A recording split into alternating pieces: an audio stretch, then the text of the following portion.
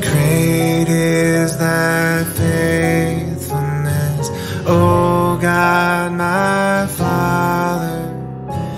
There is no shadow of turning with thee, and thou changest not. Thy compassions, they fail not.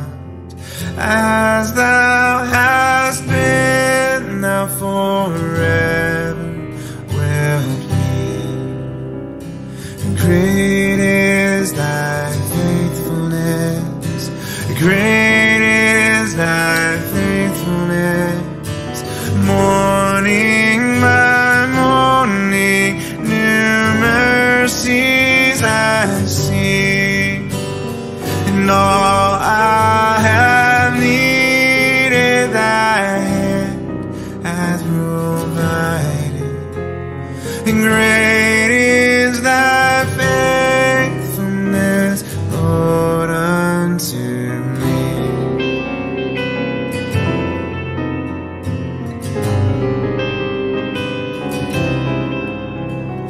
Summer and winter, springtime and harvest, the sun, moon, and stars in their courses above, and join with all nature in manifold witness to thy great faithfulness, mercy, and love. Great is thy faithfulness, great is thy faithfulness. Morning by morning, new mercies I see, and all I have needed thy hand hath provided. Great is thy faithfulness, Lord, unto me.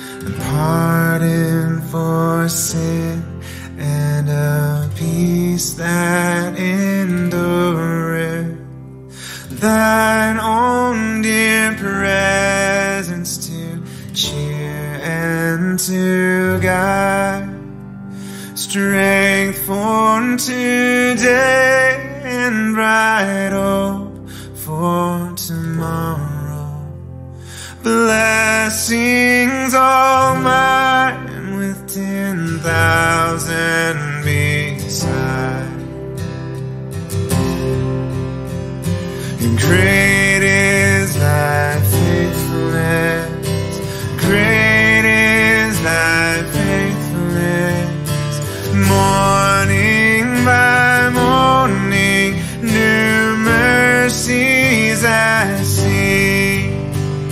and all I have needed, thy hand hath provided.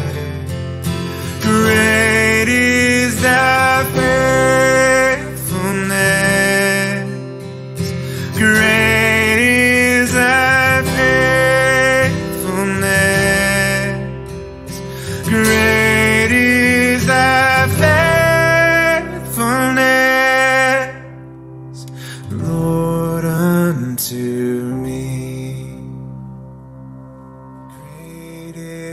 Magandang araw po sa ating lahat.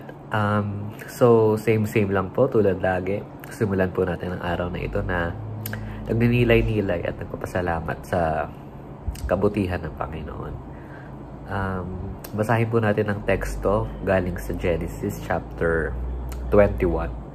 Actually po, ang reading lang po natin ngayon, Genesis chapter 21 verses 19 to 21. Pero para po sa context, kasi importante po ang nuance eh. Importante po ang konteksto. Babasahin po natin ang buong chapter. So, ito po ang sinasabi. Now the Lord was gracious to Sarah, as he had said. And the Lord did for Sarah what he had promised. Sarah became pregnant and bore a son to Abraham in his old age, at the very time God had promised him. Abraham gave the name Isaac to the son Sarah bore him. When his son Isaac was 8 days old, Abraham circumcised him, as God commanded him.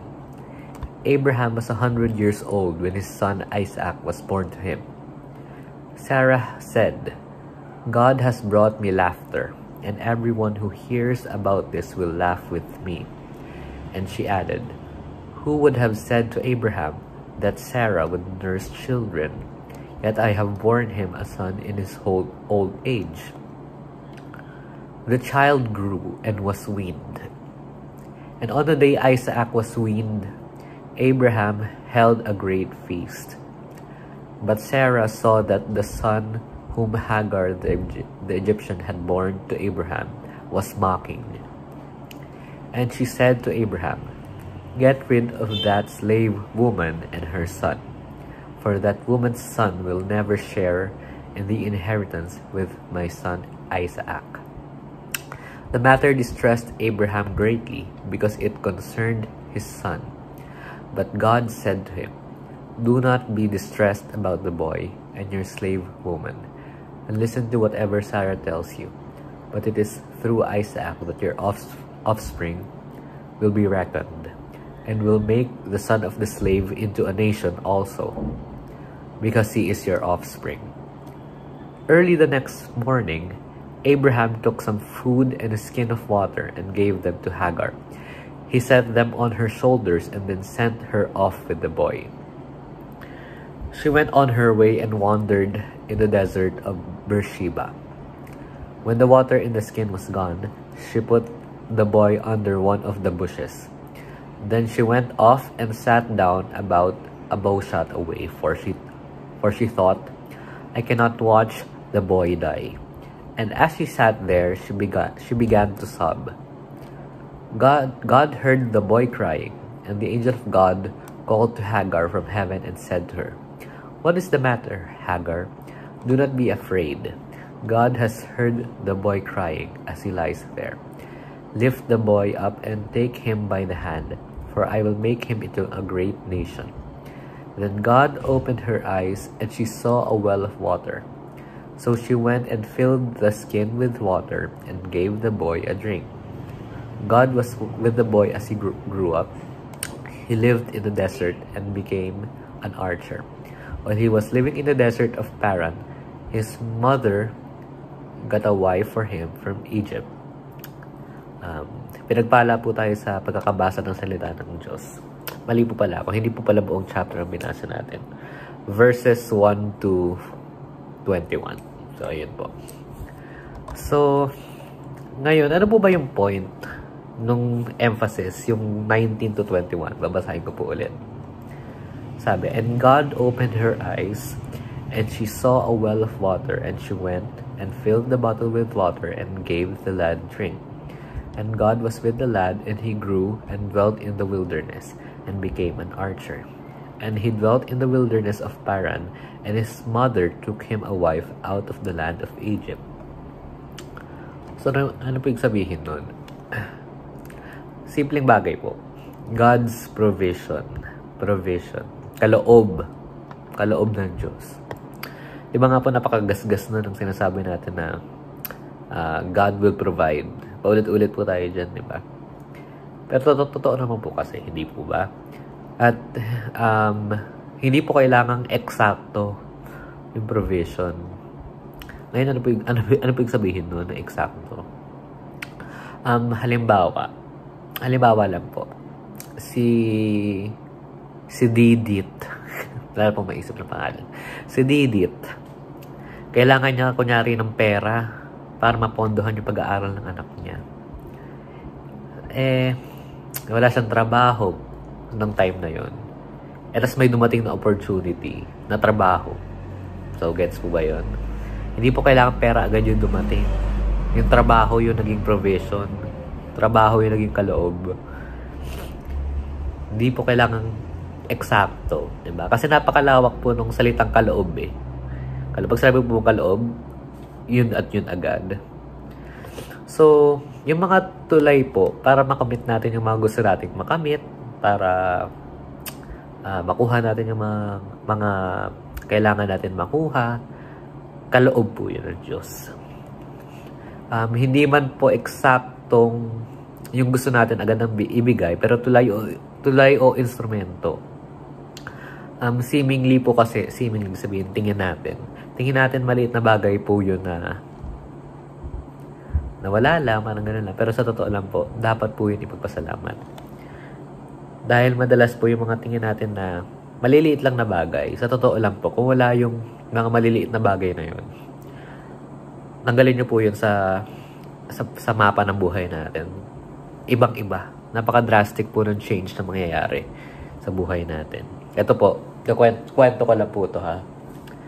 Meron po tayong tinatawag na, hindi ko pa alam kung alam niyo yung kwento ng Helios Flight 522. Ito po yung tinatawag nilang ghost flight.